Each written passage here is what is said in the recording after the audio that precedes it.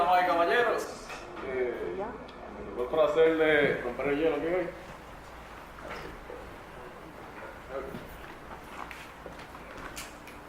Damos la bienvenida aquí al primer encuentro cultural de investigadores de arqueología. Sí. Y sé que están muy felices porque están en el Viejo San Juan, un sitio muy especial, pero yo vengo de un sitio más especial para Puerto Rico, que es el Bosque Nacional del Yunque. A ver. Pégate al micrófono. En el Bosque Nacional del Yunque llevamos ya varias décadas tratando de proteger el patrimonio cultural de Puerto Rico, específicamente las zonas que están dentro de nuestra jurisdicción. Acuérdense que el gobierno tiene jurisdicción y no se sale de ahí normalmente. Y este año tenemos una celebración especial porque son 50 años de celebración de la firma de una ley muy especial federal, que es la Ley de Protección de Patrimonio Arqueológico de Estados Unidos, la ley, lo que llamamos la ley que crea el Registro Nacional. Esa ley nos obliga a toda entidad federal, proyecto que tenga fondos federales o cualquier envolvimiento federal, a tomar en consideración los efectos que tiene ese proyecto o el manejo de esa agencia o los terrenos sobre los recursos culturales en el área. La idea es protegerlos. No es una ley punitiva, sino una ley que está hecha con el bien en mente, con el bien de la protección de los recursos arqueológicos.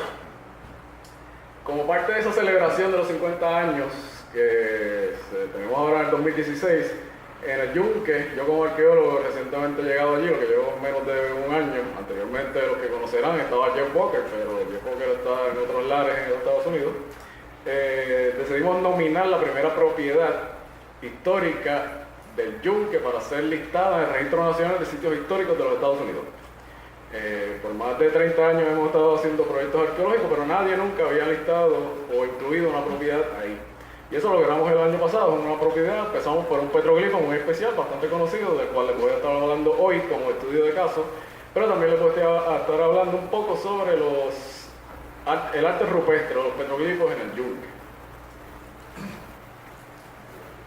Para comenzar, obviamente, presento la montaña del Yunque. A los que no hayan ido, les invito a que vayan, es muy bonito. Su punto más alto es más o menos 1 kilómetro sobre el nivel del mar, que es el Pico del Toro, 1065 metros. Este monumento cuenta con 4 zonas de bosques tropicales. Es el único bosque tropical dentro de la jurisdicción del gobierno de los Estados Unidos. Y en nuestros estudios más recientes, que hemos estado haciendo como parte de un nuevo plan de manejo que tenemos en el bosque, que estamos desarrollando para el bosque, el cual estamos trabajando muy de cerca con las comunidades, descubrimos que hay unas diferencias bien particulares en el bosque que nadie nunca había documentado y que son bastante aparentes. Hay una diferencia bien grande entre lo que pasa sobre los 600 metros de altura y lo que pasa por debajo de los 600 metros de altura. Básicamente esa es la línea de elevación. Y quiero que mantengan eso en mente porque va a ser significativo cuando empiece a hablar sobre los petroglifos y dónde se encuentran localizados en el Yunque. Para hablar de la interacción de los seres humanos con el Yunque tenemos que remontarnos obviamente a la prehistoria. Es posible que desde el periodo de los primeros habitantes que llegaron desde Sudamérica arcaico estuviesen entrando en el Yunque, pero es básicamente desde el periodo ostionoide que tenemos la primera evidencia de incursiones en lo que es la montaña. Según Jeff Walker, obviamente, que era el arqueólogo del Bosque Nacional y uno de los primeros especialistas en lítica del Caribe, básicamente estos grupos entraron al bosque no para habitarlo, sino para explotar algunos de sus recursos. Por ejemplo, hay aves, hay árboles, mucha de esta madera, seguro que salió de la Sierra de Luquillo, en el Viejo San Juan. Y estas incursiones fueron esporádicas, no hay evidencia de asentamientos dentro de la propiedad federal del Yunque. Pero sí tenemos evidencia de algunas incursiones, algunos artefactos como esta hacha lítica que encontramos en la zona baja del bosque, que está por debajo de esos 600 metros. El récord arqueológico nos sugiere que la totalidad del Yunque nunca fue permanente habitada y solamente fue la zona baja por debajo de los 600 metros asentada. Algunos de los investigadores han sugerido que la posibilidad de encontrar yacimientos de gran extensión en el bosque sobre esa zona de 600 metros, lo que llamamos la alta elevación, donde se forman las nubes del bosque, es poca.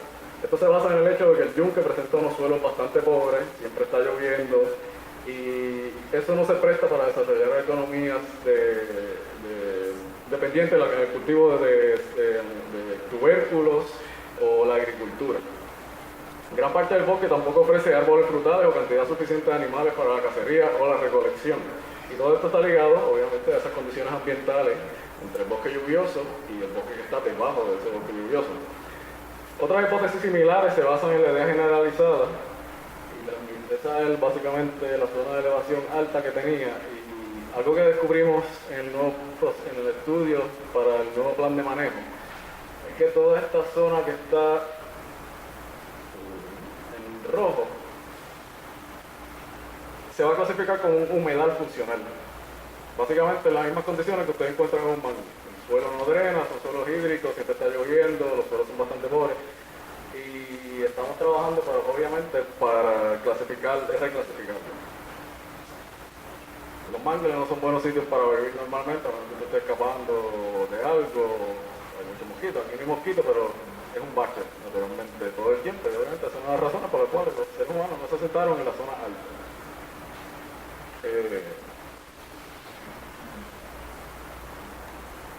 Varios han sido los especialistas que han trabajado el tema del arte rupestre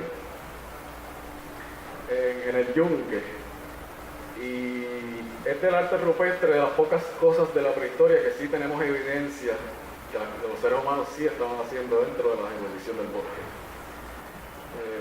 Las primeras menciones que tenemos de prehistoria o de arqueología remontan a los cronistas españoles que empiezan a describir lo que era la montaña para aquellos tiempos y lo que los taínos o los indios le dijeron que significaba la montaña. Y esta evidencia la hemos encontrado plasmada en varios petroglifos del bosque, obviamente remontándonos al periodo de los españoles y sus crónicas, pues está mencionado algo de la historia que ellos le contaron, pero obviamente no hay una descripción certera de qué era lo que estaba pasando ahí. Estos petroglifos nos hablan de algo muy importante, y es que sabemos que la montaña tenía un uso ritual, posiblemente, del cual les voy a estar hablando, y para poder entender la interpretación del petroglifo, o el proceso de estudio del petroglifo, obviamente le puedo dar un pequeño background, un trasfondo. Varios especialistas han trabajado el tema del arte rupestre, obviamente. Para los efectos de esta presentación me voy a concentrar en dos especialistas bien importantes que se llaman Michelle Hayward y Peter Rowe. Ellos son dos de los grandes estudiosos de arte rupestre en el Caribe, y sus escritos forman un marco teórico para la interpretación de este arte. Aquí tienen la montaña, la zona alta de elevación.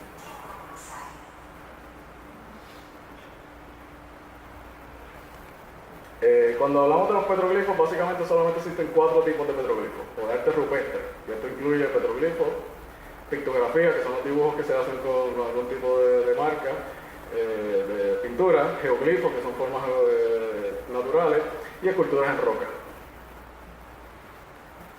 A su vez, estos se encuentran solamente en 4 sitios específicos: cuerpos de agua, en las costas, alrededor de batalles o parques ceremoniales, y en las cavernas. Estilísticamente los diseños tienden a ser antropomórficos, o sea que en forma de ser humano, alguna representación artística de eso. Esos son los más comunes. Después varían las representaciones de formas complejas con cuerpo y extremidades y con adornos y apéndices. Los diseños de animales son los más comunes después de eso, y las formas geométricas y otras cosas son el que están en el tercer nivel. Ahora, cuando vamos a hablar de fechar petroglifos, la gente siempre me pregunta cuán viejo es eso. Eso es bien difícil, es casi imposible si no existe algún tipo de material asociado o algún pigmento que se pueda fechar. Para poder tratar de dar un sentido a esto, Peter Rowe, que es uno de los modelos que yo uso para la nominación, él desarrolla esta tipología, que básicamente es una tipología lineal, en el cual él describe la evolución del petroglifo desde lo más sencillo hasta lo más complejo, basándose en la complejidad artística. O sea que las caritas con ojito y boquita son lo más temprano para él, y se va moviendo hasta lo que es más tarde, que es uno de los petroglifos que les voy a presentar aquí. Así que tiene una fase A, una fase B y una fase C, como pueden ver. En el yunque hasta ahora tenemos 10 yacimientos con petroglifos, yacimientos prehistóricos. Todos los yacimientos prehistóricos históricos que tenemos en el yunque son de petroglifos. Algunos de ellos también tienen algún tipo de evidencia de material lítico, o sea, herramientas en piedra o cerámica. Y como pueden ver, ahí siempre están en la confluencia de un cuerpo de agua.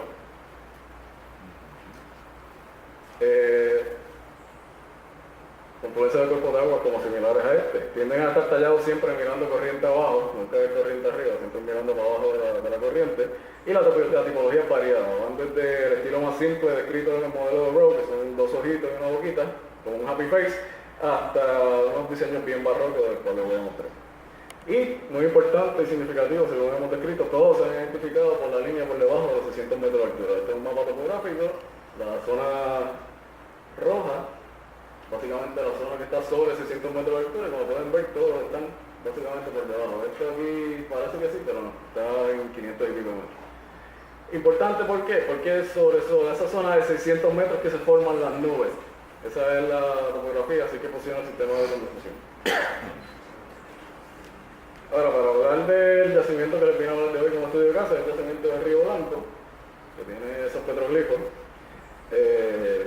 Y es el primero que se logra listar en la lista nacional del Registro Nacional de Lugares Históricos.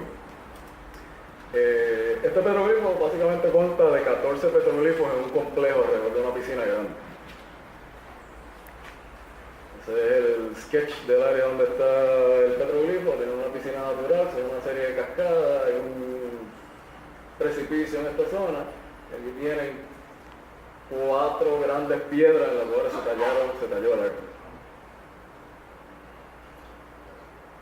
Esta es la foto aérea. Y ese es básicamente el yacimiento. El primer petroglifo básicamente está tallado en esta piedra de aquí, un petroglifo sencillo, una carita sencilla, bien difícil de ver, está extremadamente erosionado, lo encontramos por suerte, y eso pasa mucho con los petroglifos. Tú puedes ir a un yacimiento 20 veces y vas a ver 20 de cosas diferentes cada vez que vas. El otro está tallado en esta parte de arriba, que también son 3 metros sobre el nivel del agua actual. Aquí hay 2 caritas, y este es el petroglifo que casi siempre todo el mundo identifica como el petroglifo de Icaco.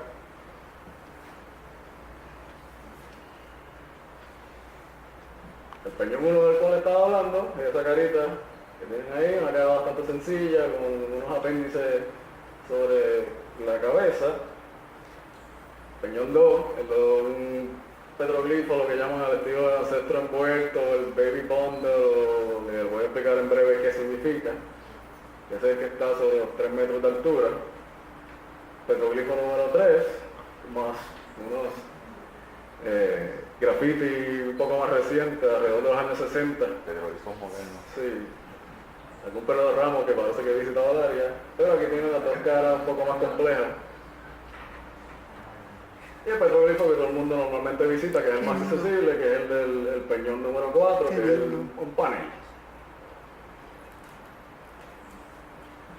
Hablando del panel específicamente, que tiene el sketch del site que hicimos para la nominación, después de varias visitas, contra de 6 petroglifos grandes bien definidos de ancestro envuelto, que les voy a explicar para que no se me pierdan un poquito más adelante. Una cara redonda grande, esta de acá, 2 pares de ojos almendrados, que son estos, y por último un petroglifo redondo. Los ojos almendrados son estos. En el extremo derecho, obviamente, observamos este petroglifo que parece un teletubby para los que tengan niños. Ahí tienen una versión más grande, básicamente presenta un cuerpo, un baby bundle o un petroglifo de ancestro envuelto, con marcas horizontales, tiene las marcas del paquete. A su lado se encuentra otro petroglifo más pequeño, del mismo estilo, similar. Debajo de ese petroglifo, obviamente, aquí pueden ver un par de ojos y el petroglifo redondo. Es posible que este petroglifo aquí haya tenido otras cosas. El problema con este petroglifo es que si las marcas son extremadamente llanas, creo que tienen menos de 1 a 2 milímetros de profundidad, aunque son bastante anchas. Y eso también tiene una significancia que se puede interpretar un poco más adelante. A su lado tiene otro petroglifo más complejo grande, ya tiene una representación, un tocado sobre la cabeza, más un set de ojos, posiblemente esto sea un solo petroglifo. Y esto que está aquí, que es un vandalismo reciente, más o menos de los años 70, según la documentación que hemos tenido de las fotos que se han ido tomando a través de los años. Lo observamos. Inclusive yo estando allí en un periodo de un fin de semana cuando estábamos documentando, aparentemente la gente nos vio subiendo para el río, subieron, y cuando volvimos el lunes alguien ya había empezado a tallar su nombre sobre unos petroglifos, así que le pusimos cámara, abrimos un caso para la Ley de Protección de Recursos Culturales. Si lo corremos, pues va a ir para la cárcel federal. Ay, señor. A su lado, que está el último que les mostré, que tiene un complejo de 3 petroglifos, que son los más significativos del yacimiento. Es básicamente el centro de ese panel de arte y presenta los diseños más complejos del grupo, obviamente. Aquí tienen lo que se llama el ancestro envuelto nuevamente. Tienen unas figuras de tocado, pero parece ser una figura antropomórfica o totémica sobre las cabezas. No tenemos detalles de los empaques funerarios. Obviamente aquí esto representa o se interpreta como representando el amarre que se hacía cuando se enterraba el individuo. Les voy a explicar cómo era que eso funcionaba. Tiene las volutas, diseños faciales, las orejas, figuras totémicas. Y es de especial e interesante mención estas líneas sinuosas que se observan aquí, que casi todo el mundo ignora, pero que son bastante significativas por el hecho que, si pueden ver, se originan de este petroglifo y conectan con los petroglifos inferiores. Esto muchas veces en otra arte, específicamente cuando está trabajando arte clásico en algunos lugares en Grecia, en la pintura de las vasijas, las líneas sinuosas se representan como representación del habla o la música que está saliendo, y se hacen las interconexiones entre las figuras. Es posible que sea, si hacemos una analogía, que represente algo similar en el Caribe. De los 14, y por último, tenemos ahí tienen una versión más clara para que lo podamos ver. Aquí tienen las líneas de comunicación, ¿ven? Que van desde este individuo a las orejas de los otros. Y por último tenemos el petroglifo que cierra el complejo, que es esta cara, que parece una máscara de un luchador mexicano, una cara redonda, bastante sencilla, que está en el extremo. De los 14 petroglifos en el yacimiento, la mitad representa algún tipo de ancestro envuelto. ¿Y qué es el ancestro envuelto? Que le estaba mencionando. El ancestro envuelto es una representación que se ha interpretado típicamente pensando en que es una representación de la manera en que los indios, los taínos, la gente de la prehistoria enterraba a sus muertos. Es importante, ¿por qué? Porque el culto al ancestro era la base, según los cronistas y otros estudios que se han hecho, de la religión, si lo podemos llamar religión, creencia simbólica, mágico-religiosa, de la prehistoria en el Caribe. El tipo de ancestro envuelto casi siempre se va a representar con un paquetito en la zona de abajo, que básicamente representa la hamaca de esa persona, donde lo ponían en una posición flexada, lo amarraban, y de ahí es que viene la marca de soga, y le daban la cabeza por fuera. Etnológicamente sabemos que en la cuenca del Caribe eso ocurre, porque esto es una evidencia esto es de Colombia, pero obviamente es la misma cuenca caribeña, y aquí tiene una evidencia más arqueológica. Esto no lo hemos encontrado en el Caribe, aquí en Puerto Rico, específicamente en la República Dominicana. En Colombia no sé cómo sobrevivió, pero sobrevivió de alguna manera. Y aquí básicamente pueden ver el diseño. Ahora, si lo traslapan a una representación simbólica, artística, tienes el paquete, tienes las sogas que quedaban del amarre y la cabeza de la persona por fuera. Y aquí lo tienen nuevamente, el mismo estilo, una y otra y otra vez.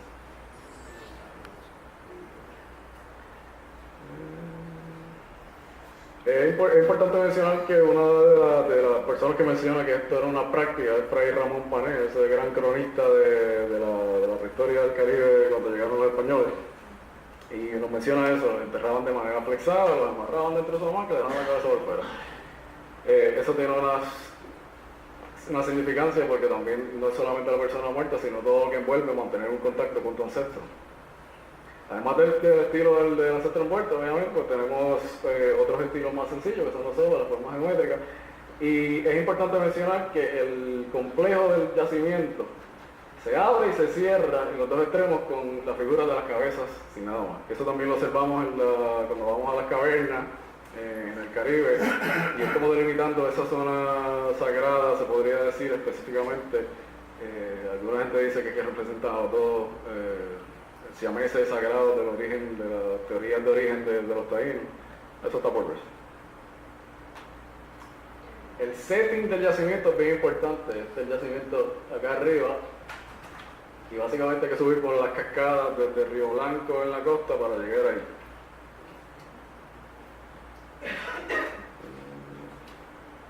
La parte de profundidad de los trazos también es significativa, porque como les dije, normalmente cuando usted visita muchos yacimientos de petroglifos son petroglifos bastante profundos. Eso significa que la gente lo está usando continuamente y lo siguen trazando.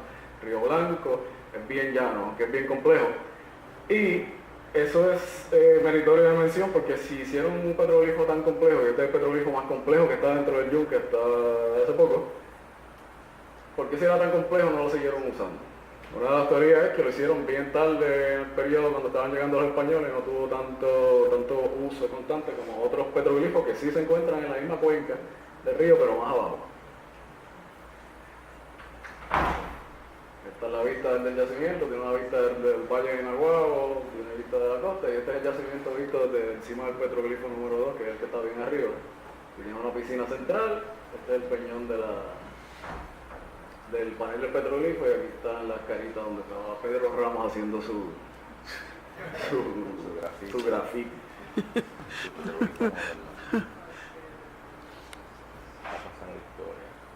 Ese petroglifo es significativo porque obviamente no presenta elementos como este, que son más zoomórficos, o más sencillos, es bastante complejo todo lo que tiende a presentar. Y se tiene que interpretar como que fue de uso ritual específicamente. Para el caco, si nos pasamos a la idea de que la complejidad artística es representativa de una evolución lineal, según lo presenta Peter Rowe, podemos decir que se podría asociar al periodo chicoide, taíno tardío de 1200 a 1492, según lo clasifica Rouse, que es uno de los grandes arqueólogos del Caribe y el papá de la arqueología caribeña. Sin embargo, las diferencias en la complejidad entre los petroglifos que se encuentran también nos pueden hablar sobre que el panel fue de reciente creación y que hubo un proceso evolutivo según lo fueron creando. El uso y la función. Es posible que el yacimiento haya tenido varios usos, no solamente es un uso ritual. Y es evidente si tomamos en cuenta el conjunto de elementos distintivos del yacimiento. La localización que les presenté, mirando la costa, mirando hacia el suroeste, es típica de los yacimientos que encontramos. El yacimiento está donde se juntan dos ríos grandes, importantes, el río Icaco y el río Cubuy. Y también si tomamos en cuenta el gran tamaño del anfiteatro natural que se forma donde está el yacimiento con esas piedras y la piscina en el centro, es significativo. La iconografía del yacimiento por sí es significativa en que solamente presenta figuras abstractas humanas y tiene escasean los espirales o otra forma que se encuentran en otros yacimientos alrededor de la isla.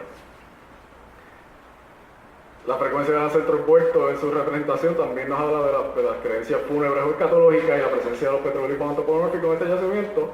Si lo juxtaponemos al nivel de complejidad estilística, sugiere que era de alto significado ritual y religioso en la prehistoria tardía. Tenemos que recordar que los usos rituales no solo tienen funciones espirituales, sino que los mismos son creados y perpetuados por las necesidades más mundanas, como son la justificación del poderío, los derechos de herencia. Y por eso es que muchas veces se interpreta estos petroglifos de ancestros envueltos como no solamente una zona ritual, sino posiblemente marcando un área y representando los derechos de un grupo específico de usar una zona, ¿sabes? Que son como unos signs, unos letreros que se hacían en la prehistoria muchas veces. Eso es una interpretación, obviamente. Durante el proceso de desarrollar la nominación, yo me topé con una teoría propuesta por Ken Weil, que es un arqueólogo norteamericano que trabaja en el Caribe, y él dice que estas localizaciones de petroglifos alrededor de piscinas son significativas porque se asocia con el paso o la creencia del paso de los seres de la muerte a la vida. En la prehistoria, obviamente, tenemos las representaciones de los murciélagos. ya el periodo sagadoide, el periodo anterior es el periodo ostionoide aquí en el Caribe. Y la idea era que la gente en la prehistoria pensaba que los murciélagos llevaban a los espíritus, por decirlo de alguna manera, de los muertos al mundo de la vida. ¿Dónde se congregan los murciélagos cuando usted está en el bosque? Si tiene la suerte de estar en el bosque a las 6 de la tarde, va a ver que está alrededor de esas piscinas, porque ahí es que se congregan todos los insectos cuando empieza a caer la noche. Y él traza esa relación. Esto no solamente pasa en Puerto Rico, evidentemente pasa en toda la cuenca del Caribe. Tenemos evidencia así de representaciones de murciélagos estilizados, específicamente en las zonas aledañas de esas piscinas naturales donde normalmente encontramos estos petroglifos bastante complejos.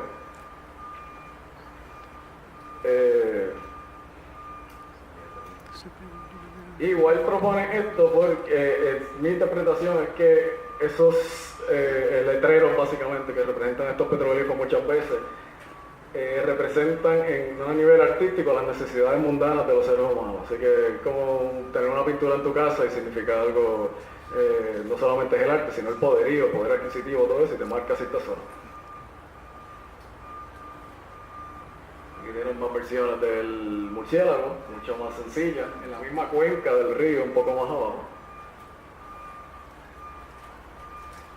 Centro envuelto más sencillo. Estos son otros petroglifos que tenemos en el yunque, los petroglifos de espirales. Y recientemente encontramos este panel de arte, haciendo survey en una zona que sí sabíamos que habíamos petroglifos. Ahí llevamos 30 años visitando esta zona, nunca lo habíamos visto. Esto es lo que pasa en la arqueología.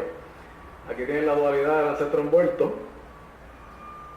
y tienen otras figuras ya semíticas representando semillas. Aquí la tienen a mí para que vean la escala. Básicamente es la forma de un altar del tamaño de una nevera. Está junto a un abrigo rocoso, así que este petroglifo sí tiene la posibilidad de arrojar cierto tipo de evidencia en la cual podamos fechar el petroglifo y no solamente hacer esa relación no lineal o de asociación. Aquí nuevamente tiene el petroglifo, ven que es plano, básicamente es la forma de un altar. Y tienes el abrigo rocoso, tiene más petroglifos alrededor, está nuevamente alrededor de una piscina natural, el mismo tipo, y está en la confluencia de dos ríos. Obviamente este petroglifo, el último que encontramos, es el más potencial que tiene para estudiarse y arrojar información sobre la prehistoria, específicamente en el área de la Sierra de Luquillo, en el Caribe. Y es significativo porque representa, si vamos un poquito más para atrás, antes que se me acaben los 2 minutos o 1 minuto que me queda,